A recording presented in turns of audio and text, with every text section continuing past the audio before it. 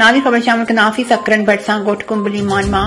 कुछ ॾींहं अॻु गिरफ़्तार थियल फंक्शनल मुस्लिम लीग अॻवान फकीर मोहब जमाली जे एटीसी कोर्ट शहीद बेन नज़ीर आबाद 2 केसनि में ज़मानत मंज़ूर करे वरिती, जंहिंखां पोइ फकीर मोहब जमाली खे नवाबशाह जेल मां आज़ाद कयो वियो। फकीर मोहब जमाली ते पुलिस पारां मुख़्तलिफ़ केस दाख़िल कया हुआ हुआ, जिन मां कुछ केसनि में संदसि अॻु ज़मानत थियल हुई, जॾहिं त रहियल 3 केसनि में फकीर मोहब अली जमाली जी अॼु नवाबशाह जी अदालत 1 लख एवज़ ज़मानत मंज़ूर करे वरिती, जंहिंखां पोइ खेसि अॼु आज़ाद कयो वियो।